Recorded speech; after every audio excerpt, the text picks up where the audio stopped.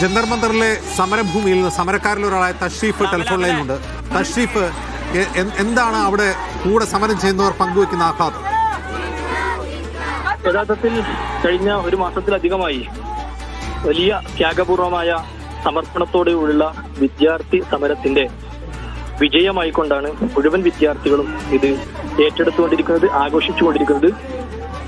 എല്ലാ അർത്ഥത്തിലുമുള്ള പീഡനങ്ങളെയും മർദ്ദനങ്ങളെയും ഒരു കാരണവശാലും ഈ സമരത്തിന്റെ മാർഗത്തിൽ നിന്ന് പിൻവലിക്കാൻ, ഇത് പിന്മാറാൻ ഒരുക്കമല്ല എന്ന് പ്രഖ്യാപിച്ച മുഴുവൻ വിദ്യാർത്ഥികളുടെയും ഒരു പ്രഖ്യാപനത്തിന്റെ ഒരു ഫലമാണ്, അതല്ലെങ്കിൽ ആ ഒരു സമർപ്പണത്തിന്റെ ഫലം കൂടിയാണ് ഇന്ന് ഈ ഒരു വിജയം ജന്തർ മന്ദറിൽ ഉൾപ്പെടെ അല്ലെങ്കിൽ രാജ്യത്ത് മുഴുവൻ വിദ്യാർത്ഥികൾ ഉൾപ്പെടെ ഇത് ആഘോഷിച്ചുകൊണ്ടിരിക്കുന്നത്.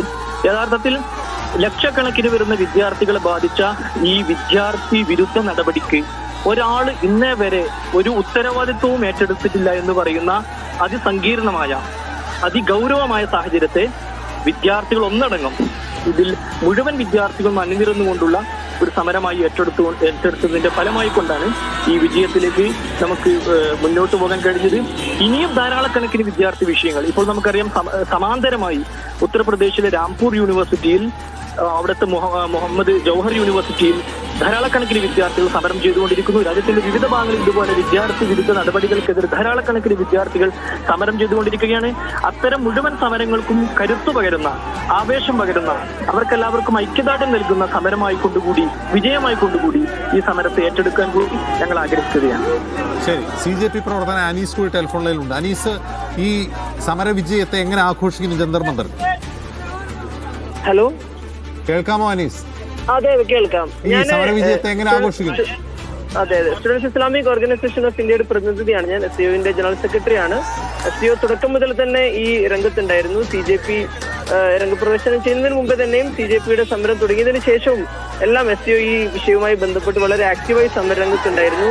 നമ്മൾ മുന്നോട്ട് ഉന്നയിച്ച ഈ നീറ്റ് പേപ്പർ ലീക്കുമായി ബന്ധപ്പെട്ട് നമ്മൾ 3 ആവശ്യങ്ങളാണ് പ്രധാനമായിട്ടും ഉന്നയിച്ചിരുന്നത്. അതിലൊന്ന്, ഏറ്റവും പ്രധാനപ്പെട്ടത് എഡ്യൂക്കേഷൻ മിനിസ്റ്ററായിരുന്ന ധർമ്മേന്ദ്ര പ്രധാന്റെ രാജി തന്നെയാണ്.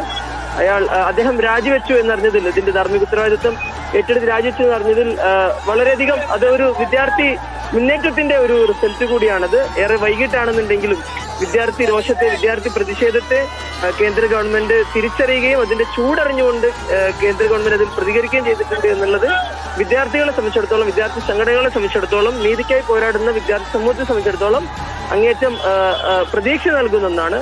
അതോടൊപ്പം തന്നെ പല വിദ്യാർത്ഥി വിഷയങ്ങളും ഇനിയും നമുക്ക് ഉന്നയിക്കേണ്ടതായിട്ടുണ്ട്.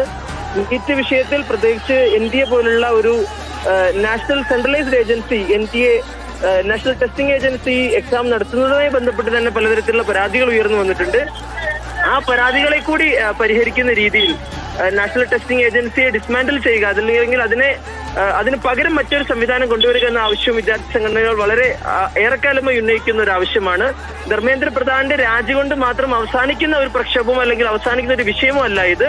നീറ്റ് പരീക്ഷയിൽ NTA-യുടെ പിടിപ്പുകേട് മനസ്സിലാക്കിക്കൊണ്ട് കേന്ദ്ര ഗവൺമെന്റ് NTA അതിന് പകരം ഒരു ഏജൻസിയെ കൊണ്ടുവരികയും അല്ലെങ്കിൽ ഈ സംവിധാനത്തെ ഡീസെൻട്രലൈസ് ചെയ്തുകൊണ്ട് നീറ്റ് പരീക്ഷയെ വികേന്ദ്രീകരിക്കുക എന്നൊരു ആവശ്യം കൂടി SCO ഏറെക്കാലമായി ഉന്നയിക്കുന്ന ഒരു വിഷയമാണ്. ധർമ്മേന്ദ്ര പ്രധാന്റെ അല്ലെങ്കിൽ കേന്ദ്ര വിദ്യാഭ്യാസ മന്ത്രിയുടെ രാജിയിൽ മാത്രം ഒതുങ്ങുന്ന ഒരു വിഷയമല്ല എന്നുകൂടി SCO ഇതിനെ മനസ്സിലാക്കുന്നു. അതോടൊപ്പം തന്നെ വിദ്യാർത്ഥികൾ അനുഭവിച്ചിട്ടുള്ള നിരവധി മാനസിക സമ്മർദ്ദങ്ങൾ, അതിനെയും കൂടി പരിഗണിക്കുന്ന രീതിയിൽ, അതിനെയും കൂടി അർഹമായ പരിഗണന നൽകുന്ന രീതിയിൽ കൂടുതൽ വിദ്യാർത്ഥി അനുകൂലമായ ഇടപെടലുകൾ കേന്ദ്ര ഗവൺമെന്റിന്റെ ഭാഗത്തു നിന്ന് ഉണ്ടാകേണ്ടതുണ്ട്. അതോടൊപ്പം തന്നെ മറ്റ് പ്രധാനപ്പെട്ട വിദ്യാർത്ഥി വിഷയങ്ങൾ, ഉദാഹരണത്തിന് റാംപൂരിൽ ജവഹർ യൂണിവേഴ്സിറ്റിയിലെ വിദ്യാർത്ഥികൾ നടത്തുന്ന വിദ്യാർത്ഥി സമരം വളരെ നിരുത്തരവാദിത്തപരമായ ഒരു ഉത്തരവാണ്. കെട്ടിടങ്ങൾ പൊളിച്ചു നീക്കാനുള്ള 40 കെട്ടിടങ്ങളിൽ 38 കെട്ടിടങ്ങൾ ഒരു യൂണിവേഴ്സിറ്റി 2006 മുതൽ പ്രവർത്തിക്കുന്ന ഒരു യൂണിവേഴ്സിറ്റിയിലെ 38 കെട്ടിടങ്ങൾ അനധികൃത നിർമ്മാണമാണെന്ന് ചൂണ്ടിക്കാണിച്ച് RDA പുറപ്പെടുവിച്ച, റാംപൂർ ഡെവലപ്മെന്റ് അതോറിറ്റി പുറപ്പെടുവിച്ച ഉത്തരവിനെതിരെ അവിടുത്തെ വിദ്യാർത്ഥികൾ സമരം നടത്തുന്നുണ്ട്. ഇത്തരത്തിലുള്ള പല വിഷയങ്ങൾ വിദ്യാഭ്യാസ രംഗത്ത് ചൂണ്ടിക്കാണിക്കപ്പെടേണ്ടതുണ്ട്. ഇത്തരത്തിലുള്ള വിഷയങ്ങൾ കൂടി അഡ്രസ് ചെയ്ത് മുന്നോട്ട് പോകുമ്പോഴാണ് വിദ്യാർത്ഥി പ്രക്ഷോഭത്തിന് ഒരു നല്ലൊരു റിസൾട്ട് ഉണ്ടാവുക എന്നാണ് SCO മനസ്സിലാക്കുന്നത്. ശരി, താങ്ക് യു.